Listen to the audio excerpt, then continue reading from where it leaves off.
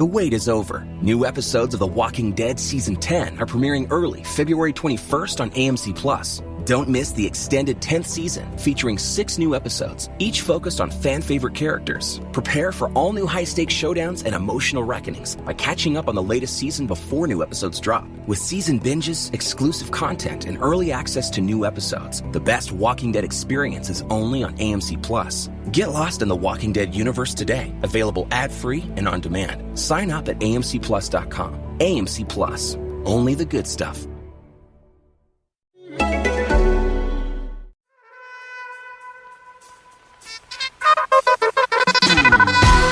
Hey, it's Mark Roberts, and welcome to Let's Get Into Entertainment. The business of entertainment, Mr. Roberts and Tuddy Rinks. Why do we do this podcast? What's the point of this podcast? Why did you create this? I created it because I needed therapy really bad, and I couldn't afford a therapist. Dave, why are we here? Why do you think we're here? What's Here the we point? go. Here's the deepness. Joseph Campbell over here. Joseph Campbell. I don't even know who that is. For me, personally, I just learned a lot from this podcast. It's all about processes. Yeah. And each process has its own learning, basically a classroom for each process. So Why are you here? I'll tell you why I'm here.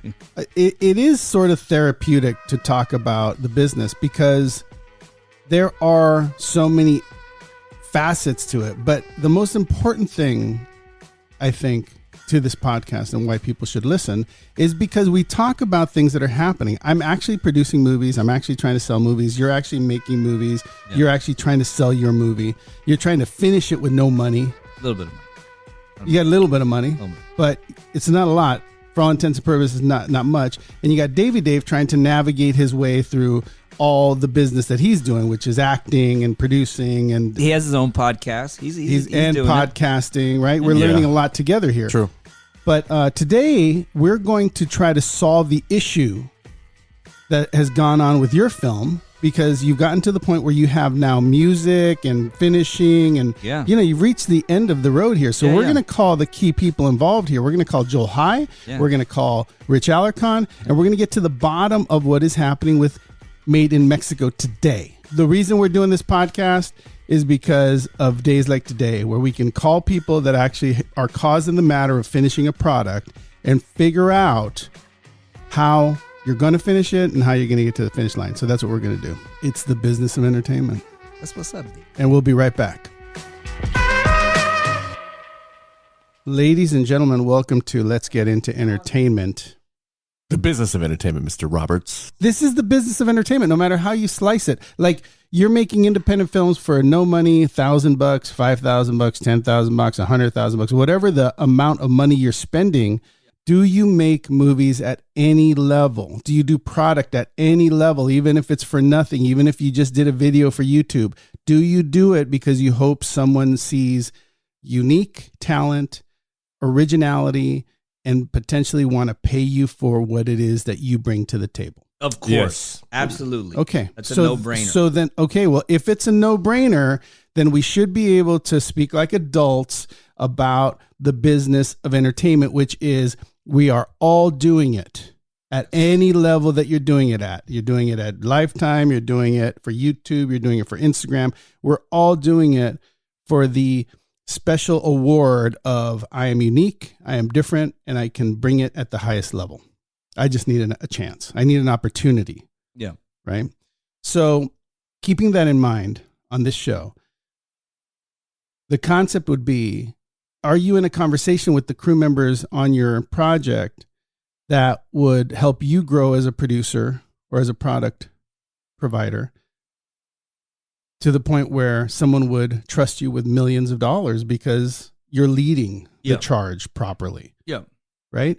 These conversations are all the same, whether you're doing it for no money or whether you're doing it for millions of dollars. Yeah. They're all the same. It requires the same finishing, whether you're delivering it to a network or you're delivering it to an online streamer or wherever you're putting it. Quiver.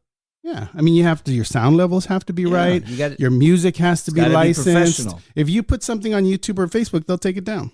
Yeah. If your music's not licensed. Yeah. True. So you can't even do that for free. Yeah. So let's get into what we're going to talk about today, which is you have reached the critical point of your movie. Right. You've got the executive producer, who is also the person who's going to distribute this film in hotel rooms. Yep. Now, that was the plan for your movie. Your plan for your movie was make the movie, finish it, get it into hotel rooms so that people have the opportunity to purchase it. Yeah. At which point, you guys all make money. Make money, and then we take it from there. Then we go from there. Brilliant plan. Yeah. So that's a good business plan. So now you're at the critical point, which is you got to finish it to deliver it. Yeah. Otherwise, you can't get it on. Yeah. Now, to deliver to the hotel channel where people rent first run movies. Yeah. They rent Marvel movies. Yeah. They rent indie movies. They kind of rent it all. You have to sound as good as those movies. Otherwise, they'll go to the front desk and be like, I rented this movie and it didn't sound good. It was weird. It was like the levels were all off. Yeah. The colors were weird. It was almost like it was. Yeah. And it's funny you say that because I got an email from Rich today, who's basically Rich? Rich Alarcon. He's my editor. He's almost like my post supervisor. Are you feeling stressed right now on the show? No, not at all. Why? You're good. Just making sure. No, you're very stressed. I've never seen, right, Davey Dave? I've never seen you like this, man. I want to get to it. I want to get to it. You have a glass, not even a shot, a glass of tequila. You're like on edge. We should have let him finish that first before he started talking. Damn, you're right. Yeah, let's stay focused here. I am focused. So here's the thing. You are at the point where you have to deliver their movie. Here's the cool thing about working with someone like Rich is that Rich can eyeball the color. Yeah. And it will be as long as you shot it and the shots are at a high level, 2K, whatever. He can eyeball. Yeah. Right. And he's got a system that'll tell him whether or not the blacks are off or stuff like that. So that's done. Yeah. You've got an editor that can handle that.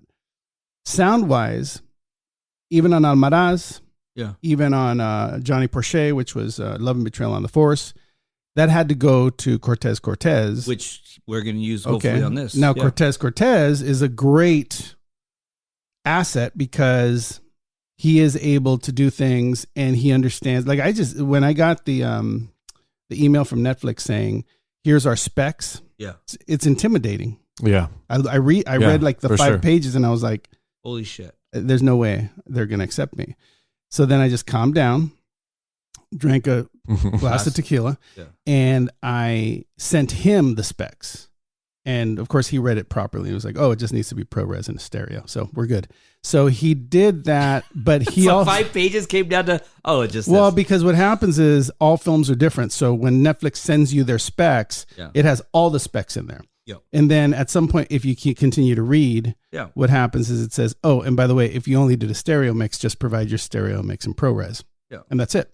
So what I want to get to today is all of these people have their jobs, and this is a really important part of this because it's all fun and games, and we are having a good time with it. But the important thing is that when you work with professionals, why do you think they're doing it?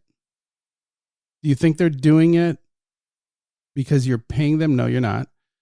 Do you think they're doing it just because they don't have anything better to do? No. Or do you think they're doing it because they believe your project's good and because they eventually want to see it sold? Yeah. That's what it is. So then if you start from the end, which is it's on Sonified making money and people are renting it, and you think about yourself hearing about how many people rented it that Monday after the weekend's over, who's with you there? Who's like cheering you on there? All the people that did the work. Yeah. Davey Dave was in it. Yeah. You think he was just there to just hope that we could watch it at your house one day? No, I'm serious. Yeah, no. When I first heard about the project, I was like, "Yo, man, I want to be a part." Yeah, like I believe in your shit. Like it's good. Yeah, and he gave all he could give, and everyone in their capacities do. But you got to remember, all of us, even me, if I did Le Femme Blonde for free. Yeah, I didn't do it to tell people like, "Hey, you're not paying me, so I'm not." Like that's not a pro. Yeah. A pro is someone who wants to actually see their name and your project sold and done. So just to be clear, everyone working, paid or not, are doing it for the same reason. Yeah. Because they want to see you finish and they want to see you succeed. Because if you succeed, they succeed. Mm-hmm. Yeah, because they helped you get there. Yeah. So then your responsibility as a filmmaker, product provider is to lead these guys. Yeah. Is to tell them what you want them to do, is to explain what kind of music you want, is to trust them if you're going to trust them. Yeah.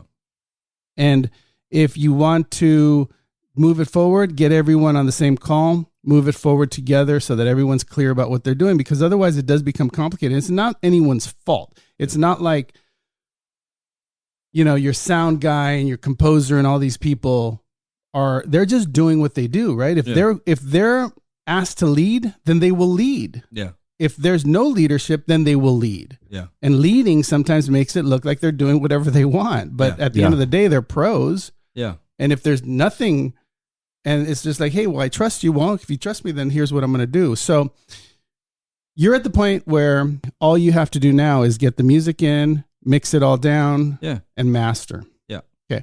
So you haven't figured out your music just yet, right? Is this the last step? This is, it's a big step. Like the music that Rich put in, the temp music, Great. It's great. Terrific. And I love the feel, the tone. He really, he made the movie what it is. Now, is he a composer? No. Right. He's an editor who has a musical background. Well, He did a great he's job. Award-winning music video editor. Absolutely. Yeah. And I'm not taking anything away from And him. he touches and he's able to pick music and styles of music and all that.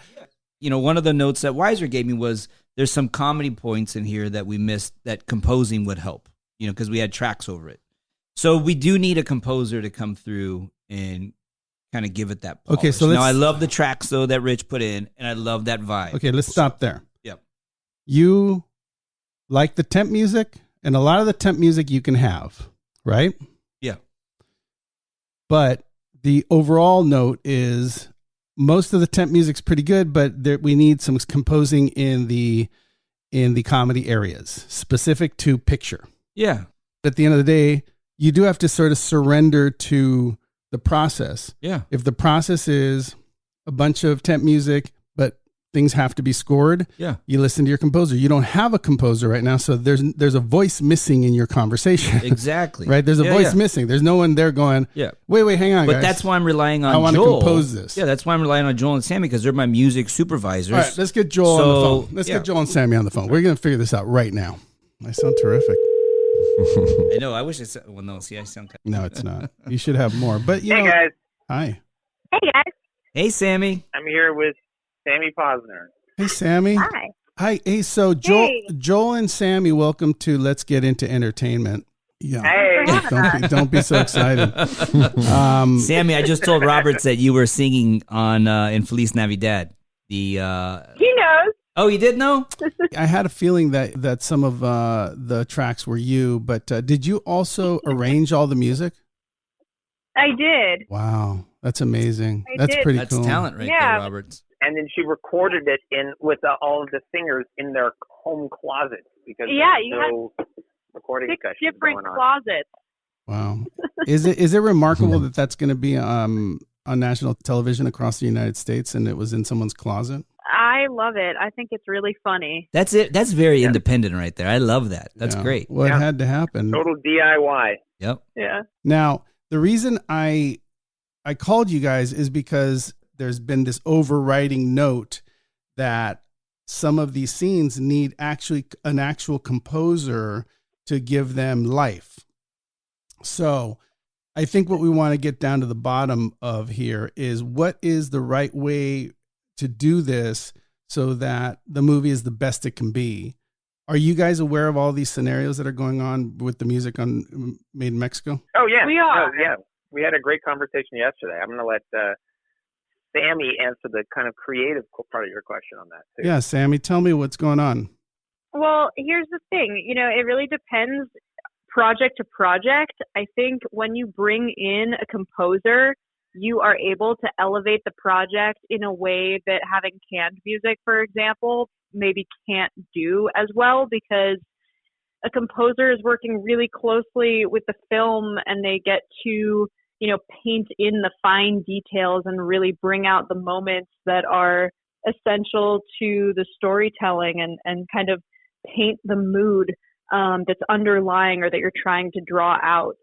So I think by canned music, it's pre-existing music. and that's exactly what the problem is that Exactly. it's written for something that isn't our movie.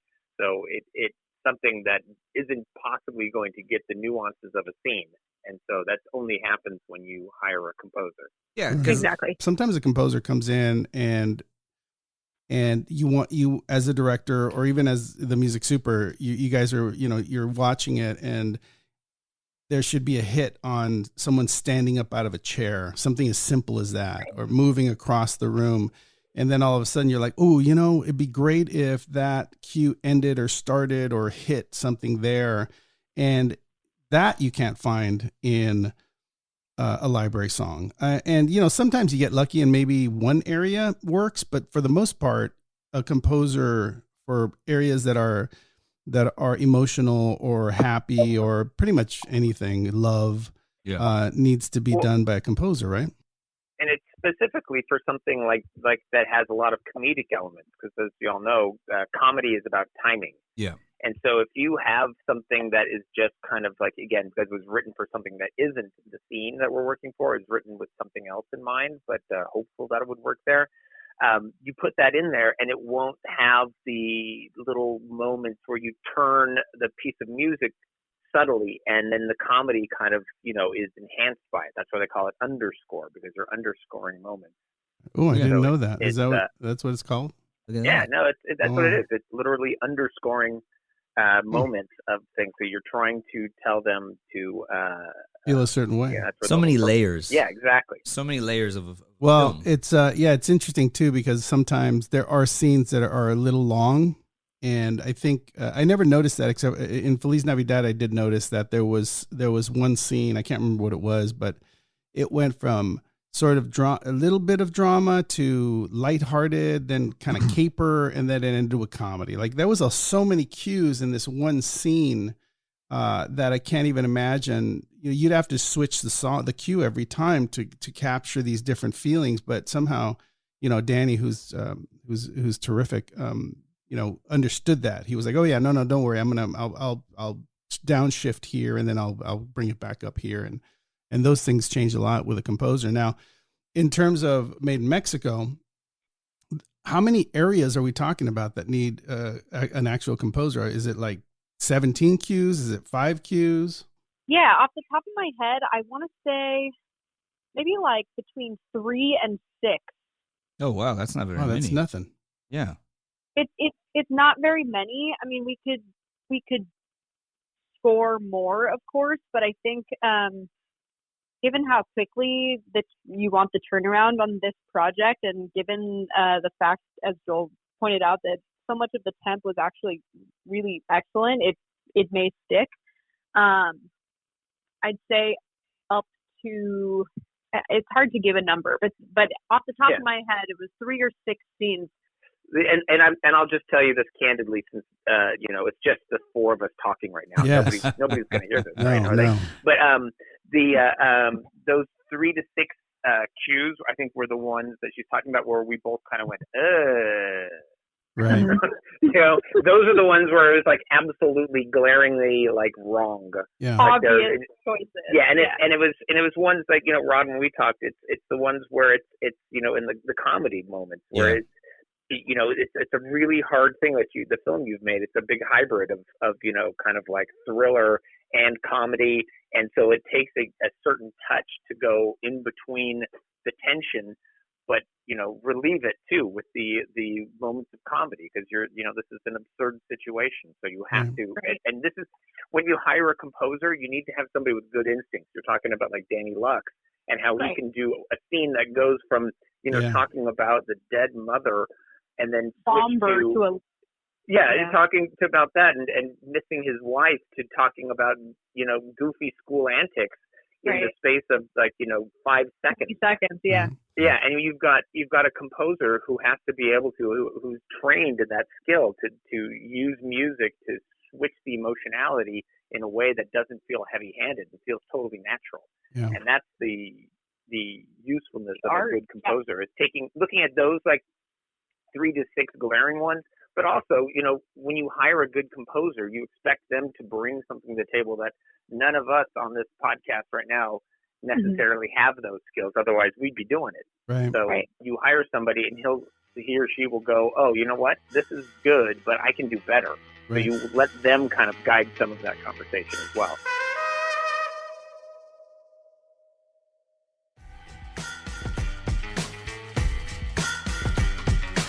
So let me ask you guys now. So, I obviously have an instinct for what needs to happen at this point in a movie, but because he's on a deadline and because you don't want to have too much guesswork here, is there a couple of composers that you guys have in mind to potentially listen to samples of that could do this work? Absolutely. Cool. All right. Well, Yeah. that's easy. So then the idea would be pick a composer, Tuddy. Yep. Let him or listen to some samples. Let these guys see if they'll do it for the money that you have, and then in a couple of days or a week or whatever they decide, you'll have some options, and then you can sort of direct along with Joel and Sami what's going to happen next. And that would be the best thing, because your editor did their job, right? They put together as much great music as they could put together, and now it's time to pick a composer and let them bring like that extra element, that extra, we were talking about Bill Conti the other day. We're talking about John Williams. These guys just bring an extra layer to your movie. That's great. So David Boy's Hans Zimmer. Yeah. Yeah. Well, I mean, and it's something great when you're doing a movie like this. This is all completely new, original ideas. Nobody has seen this thing before. Right. Doing the same with the music is really kind of rewarding for a director, that you can go back and say the music that we're going to replace is going to be something that doesn't exist anywhere else in the universe. I mean, the temp music and stuff is something from a library. So, by and large, it's being used all the time. That's its purpose. Yeah, so it's great. not the whole and original to Made in Mexico, but whatever this composer makes for you is totally yours. It is totally a part of this movie, and there's something wonderful about that. That's pretty awesome. It's Yeah, the that is sound. cool. It's the personality sonically. Yeah, completely. Yeah. And you can, and that's the great part. If you work creatively you've worked creatively with director of photography, with you probably did most of the other positions in the film. I did a lot. So of again, them. and this is a chance for somebody else to come in, a creative person for you to collaborate with, and make beautiful music. Yeah. Well- And that's what it's all about. I mean, I know Roberts doesn't like to hear this, but I'm all about collaboration, like I told you yesterday. I want to get the best people that I can and sit down and make the best thing that we could possibly make. No egos, none of that nonsense. Let's just make a kick-ass fucking movie that we could all be proud of. What Tuddy is saying when he says Roberts doesn't want to hear that is that a lot of times what you want to do and what people want, regardless of how much money you're spending on any movie, is they want leadership. They want to know that the director's sort of making choices, that there's a vision behind what you're doing, because that's what motivates great talent, which is, and I'm speaking about you guys when I say great talent. You want to know where you're headed so that your talent can follow, your director. So that's what we were talking about. And you guys, look, we go so far back. I punched a director in front of Joel High before. It was awesome. Oh man, I had my coffee. I was going to go listen to the music that they had worked on all weekend, and supposedly it was going to be done. We're going to go to Aspen Film Festival. It was all going to be beautiful. And I show up there with Joel, and they were out of their minds, and the director's like, oh no, you know what, I just decided I'm gonna do something completely different. I don't know why I got so upset. I don't know. Did you get upset, or was it just more of like a reflex? You did the exact right thing. It was that time where he was like, okay, you know what we need to do? We need to scrap all of your hard work and inspiration, and I'm gonna play this bottle here with a drumstick for about 15 minutes. It was totally we're gonna riff on that. And, Oh, and my the God. composer's like, are you fucking kidding me? And then he said, God. into the drum kit. Yeah, I just said, okay, take it easy, calm down. And then I think I touched him, and he said, like, don't get physical with me. And then I punched him. But don't you tell me what to do. yeah, But I can't even see Roberts getting were you angry, or were you just smiling still? Just I was punched him? frustrated. I was frustrated. Oh, it's more frustrating? Yeah, because you That's always. frustrated, man. I'd hate to see you angry. Yeah, no, I couldn't. You couldn't talk sense into it. You'd be like, okay, calm down. Let's talk about this. Like I couldn't get it back reined in. But had you heard about that, Sammy? Well, you weren't around during that time, were you, Sammy? I was She was not on around, but I had heard about it before I worked with you. Yes, Joel warned me. And didn't he get up right after? Didn't he get up right after Piss that? off Robert, he'll knock you out. He totally did. He popped up out of He that. jumped up and changed his tone. He was like, "Oh yeah, you're totally right. I see your So you argument knocked some completely. sense. You literally knocked sense into him. But no, you guys are amazing. You, Joel, you're a music supervisor of the year a couple of times. You saved Roberts' ass. Well, not only did you save my ass in Lease. both of you, by the way, both of you saved my ass Right. in Feliz Navidad, but you also did one of the most unique and interesting things with a Christmas movie, and I think Lifetime audiences are going to go crazy for it because the music is really what pushes this film over the top, and that was all you guys. So I want to congratulate you because it really is a beautiful movie. I'm really proud of it. Me too. And you kind of this is great. But I think that one of the best musical moments I think that we had almost nothing to do with, and it was when Paulina picked up the guitar and played Feliz Navidad at the end of the movie. Oh yeah, how did that happen? that How was did we totally- decide to do that? Hey, no spoilers. No spoilers. Yeah, come on. No, someone said we had a guitar for her and there's no piano, or it's something like that. There was a prop there and she had actually learned it. So it just, I had to ask permission, but eventually they allowed it. But yeah, it's a beautiful film, you guys. And I just wanted to get you on the phone because we're going to call Alarcon next. And, we're just going to try to get this all sort of straight from the standpoint of how we make Made in Mexico the best it can be. That's all. And how we wrap it up. The collaboration. Yeah, exactly. The collaboration. Exactly But right, Joel. thank you guys for jumping on. Sammy, thank you. I don't get the opportunity to thank you enough because you really did an amazing job on Feliz and on everything, on Almaraz, all the stuff we worked on together. Hey, it's a pleasure. I look forward to the next whatever comes down the pike. Wait till you hear what's coming. I'm sure Joel has told you what I've got cooking next, right? Listen, guys, after Made in Mexico, I'm stealing both of you from Roberts. We're going to do some big stuff. Trust me. Please you don't need to work with Mussolini over here. Come on, come collaborate with me. Come on, man. All right, guys. Well, thank you for being on. Let's get into entertainment, and we'll talk to you guys soon. Bye, guys. All right, see you guys. Bye-bye. Thanks for having us. That was interesting because, first of all, Sammy and Joel are remarkable talents, and all they're trying to do in their job is to help make a movie great. Yeah. And they understand that music is 50% of your film. And you got to appreciate that as a filmmaker. Like, there's certain things that you don't think about, when you watch a movie or you decide to get into this.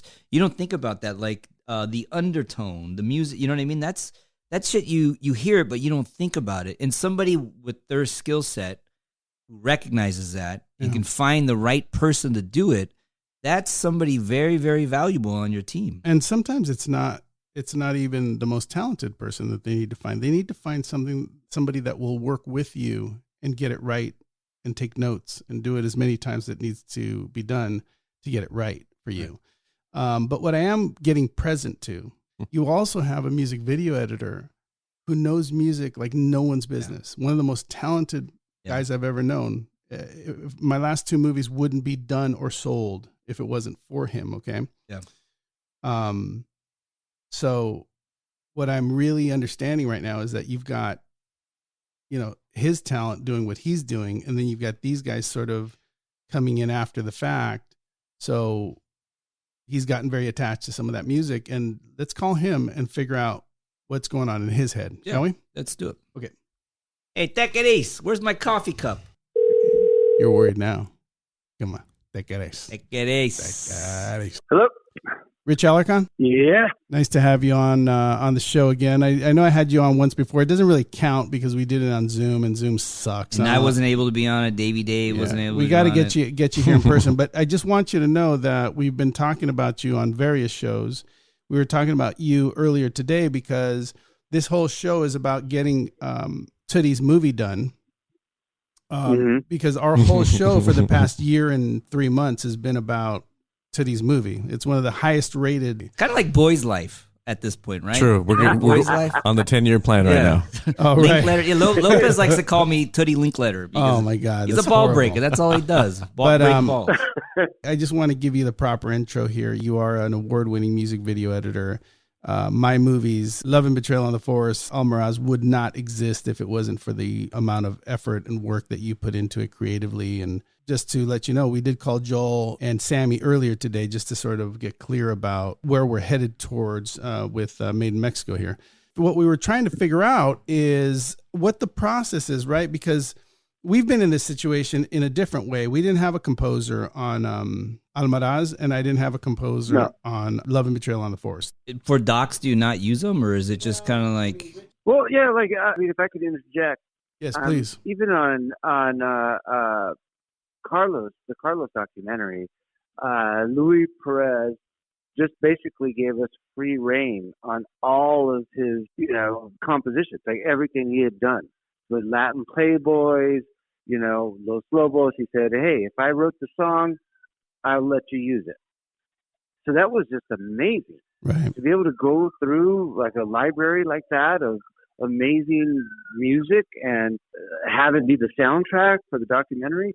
I think that was, I mean, man, I was like a kid in a candy store. And I think right now with what we're doing with Made in Mexico, I feel the same with the Extreme Music Library. Yeah. Because, I've just been picking songs out and I mean, no, it's been great. And also, let's give a shout out to B-side players. Oh, yeah. Chula Vista. Yeah, no, I mean, Tuddy's friend Carlos, we use a bunch of his songs too, and I felt the same way. I mean, that's pretty cool. Pick and choose from like he's got B-side players had a big library of music, and I felt that was kind of like the same thing. It was like I just got go through all of these songs that he has recorded, and we could use them. I mean, man, it was awesome. Yeah, that's pretty incredible. So let me ask you this, Rich, just as in terms of just filmmaking and process and all this is sort of what the show's about. We're trying to educate people a little bit here. We were talking to Joel and Sammy, and Joel were, of course, saying how amazing all of the needle drop stuff was and how incredible the work was and how the majority of the film works. Yeah. They were saying, along with Tuddy here, that there is 3 to 6 cues that require a composer, but to use a composer to sort of create this moment. Now, so I guess the question is, is it feasible that these last few cues are done by a composer rather than they be cues? Because it seems like that's the general consensus to finish the movie, is that a composer should come in and do these cues. Are you? Oh yeah, no, I completely agree. There are definitely cues that a composer needs to come in and really do something to. So, I mean, as an editor, all I could do is like create a sort of mood for something or a tone for something. But yeah, there are definitely times when the composer just needs to come in and like take control. That's cool. So then, all right. So then at this point, because I know, look, the whole, our podcast and our covering of this movie has been about getting it to the finish line, right? Getting it to where it's on Sonified and people are renting it and people are making money. Earlier we were talking about Cortez, who's one of the most incredible allies to independent filmmaking, because he not only does it for a price, but he understands. Like I told them that I sent you the Netflix parameters for the film part, but I knew that was fine. But I was freaked out when I read all the parameters for the music or for the sound. And when I sent him to Cortez, he was like, "Oh, no big deal. Like I know what to do on this. It's no big." So he was just really cool. And, it was all a reasonable price, which is very difficult to find. So again, that comes from you. It comes from the sound. I told Tuddy, you can handle all, as long as the video and the thing that was shot is at the highest level, you can eye that with your system and get the best color and not get a kickback from quality control. Cause we proved that because we passed quality control at Netflix, right? I'm still a little shocked about that. Literally, I mean, the Carlos documentary literally came straight off of like Avid, but it looks incredible. Apple ProRes 422. It looks incredible. It looks so good. I mean, I watched it on a 60-inch screen with surround sound, and I was like, wow. It's remarkable. So- Can we get you nominated for something for that? Because that seems like it's a shoo-in for something, right? Editor's award of some sort. Come on. All right. So then, just to put a pin in Tuddy. Put a pin in me. Put a pin in Tuddy's movie here. So then Joel is going to provide the options for some composers, which then which you are, not only are you an editor, but you're also a producer, and you were a producer on Almaraz. So you guys will consider some other, listen to some samples and see who's going to be the right composer, and then get them writing, right? Look, I've been doing this for a long time, and I like to sort of use the same people. I would love to use, Cesar, who helped us with the Carlos documentary. Oh, yeah. I think he'd be great. I think my man Devin also, came at the last second and provided some music, and I like to get him to, put in a couple of songs. And I think between those, between these two guys, I think we could get, and they would. Devin's cool. I've talked to Devin. He's like cool about sharing credit for a composer.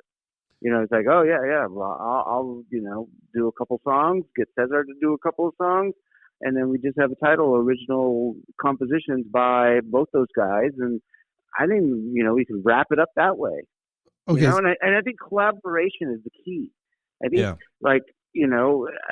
independent filmmaking is about getting everybody together to put in their 2 cents and. No, exactly. No, I'm with you. By the way, Cesar's my cousin, so he's pulled me personally out of a lot of messes, and he's a tremendous talent. He killed it on the Carlos doc. I mean, he literally came through in the final. Yeah, no, he's remarkably talented. So I think that's a great idea. Obviously, I love Devin because he provided music for Almaraz, and he's great.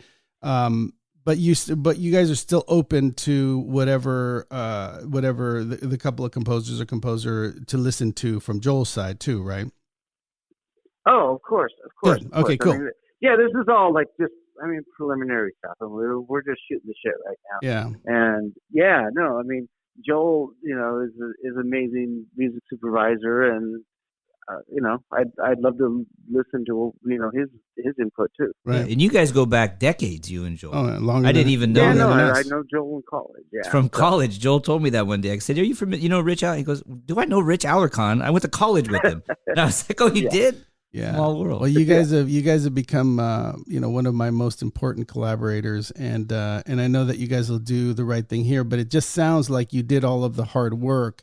It just requires a composer that you can now direct and really sort of precisely find these cues that are necessary to hit the comedy and to make it work. And that's going to require some notes and things like that. And a composer is used to getting notes on something they already wrote. So hopefully you guys will figure it out. But it sounds like you guys are at the finish line, and this is going to be going up on Sonified. I hope you make a bunch of money. And this is a question for you, Robert. So in this COVID era, so something like this, you guys would, if you were doing a movie, you would sit down with Rich, Joel, yourself, and you were telling me you guys would go through the film, right? Yeah. But we can't do cue by cue, but we can't do that now. So what do we do it on a Zoom? Yeah, you can do it on a Zoom. He can share. Okay. He can share. Yeah. Cortez is set up for that too. Yeah. To do the audio mix. Yeah. He's got a whole Zoom setup. Yeah, you need to spot it. You need to spot. Okay, I don't know what does that mean. Well, spot it. All right, for everyone listening, what Rich is saying, and it's true, is first of all you have to go through every cue with Rich Alarcon, with yourself, with Joel, and make sure that you guys are good with all the cues, and then you have to pick a composer together. Whoever's going to do the final few cues, and then you guys have to give notes on those cues as they come in and change them and whatever, and make sure they're hitting the right mark. But the second part of this is that when that's all done, then you got to sit down with Cortez, and you've got to spot the whole movie. Like, a phone rings, a truck passes that scene, or you know what I mean? You have to make it feel like it's floor real creaks. life. Yeah, the floor creaks, that. Whatever. Or you got to bring if up. anything's missing, yeah. Yeah, okay. If things are missing, if you can't hear something well, you have to record it into your iPhone and then send it over to Rich, and then Rich puts it in. That's what I've been doing. Yeah, that's what we've been doing. And is that working, Rich? It is, right? Yeah, no, I mean, those voiceovers are good.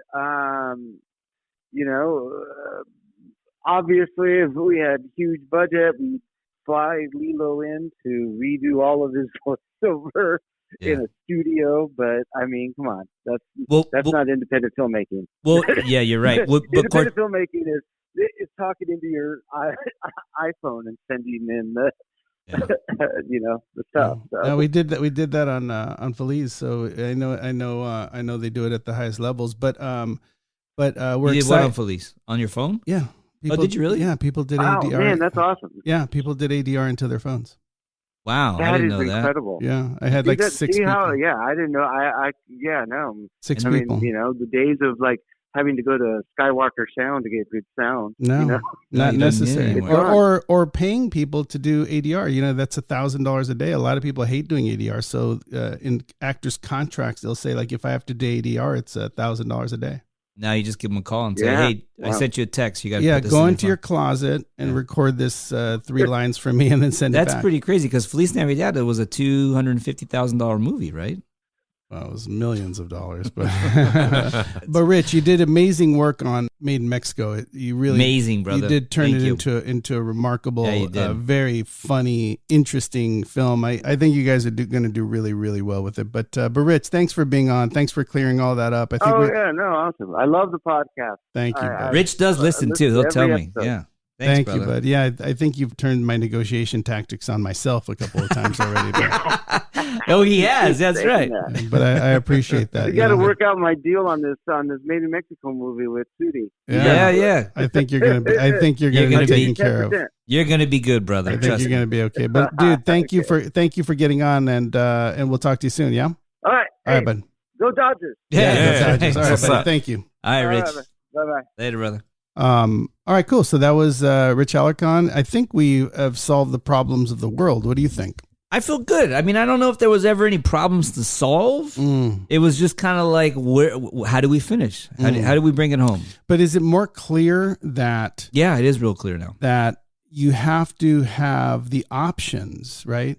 Look, what you have to understand about entertainment, and this goes for any job, any business, right? There is the World Series of, I want to get what I want, but somehow I make it sound like we're all deciding together. That's what the plan is all the time. So when Rich pitches his guys and Joel pitches his guys, it feels like they're telling you that that's who they want. But really, it's just a strong way of saying, I want a hamburger. I really want you to consider that this is the best thing for the movie. And everyone says that. And then guess what? Then you all have to come together when it's that way. Yeah. And you all have to go, okay, so here's what we're going to do. I liked. And then you come up with one decision. If you did listen to the podcast today, I think the key for all of your projects are always lead the way and always know that a lot of the people you're working with just want you to finish. They just want you to get the best product. They just want you to succeed so that they can go along with you because they're choosing you and they want you to be a champ. Yeah. And also they want leaders, right? You want to be able to go like, okay, you like this, you like this, you like this. Okay, let's all get in a room together and let's come out with a decision. It's only going to be one winner and let's not take it personal. Yeah. Rich just texted me, said that was a lot of fun. Yeah, me too. Yeah, me too. What was really cool too is, dude, like 80-90% of my music is from extrememusic.com. He used a lot of, and that's the next thing. Joel's going to have to call Russ. Russ, be gentle, please. Please. Well, Russ loves you. He supports the show. He's a great guy. Made in Mexico is a big part of the show and a big part of this year. And I'm sure Russ wants you to succeed. Yeah. And by the way, we want Russ to succeed. Extreme Music is a remarkable service. Yeah. And we continue to prove it over and over and over again because it's in all of our movies and all of the work that we do. Yeah. So Russ, Emmanuel, thank you. And get us some more of that hot sauce. That shit was bomb. Extrememusic.com hot sauce. I wonder if you can buy that anywhere. I never got one. Was it good? You didn't get one. It was really good. It was good. Dave and I got one, and it was good. It's the next level. I want to start something. I want people to slide into the DM and have questions for either you, me, or Davey Dave. Davey Dave could go about Social, Roberts, you can talk about, Ask me anything. ask me anything. Ask these foods. This is called Ask These Foods Anything because it's Modelo time. Sponsored by Modelo time. Sponsored by Russ and his hot sauce. That's what's up. And so at the end of every show, Davey Dave will read them. Slide in the DM. Ask a question. Davey Dave will read it. We'll do our best to answer. We'll answer questions about raising money, about releasing your film, about distribution, about actors, about how to get them, about Taft-Hartley's. Ask your question. All that stuff. We'll answer them. All that stuff. Hey, Dave, Tuddy, thanks for being here today. I know that was not an easy show to get into. Easy to me. I mean, that's good. Well, you gotta ask the tough questions. The thing is that we had to, and I think that you're well on your way to finishing this thing up. So good luck to you. Thank you guys for being here, and we'll talk to you next time on Let's Get Into Entertainment. Davey Dave, The business of entertainment. Thanks, guys. Appreciate it. Hey, take it easy. Hey, have another drink. Have another drink.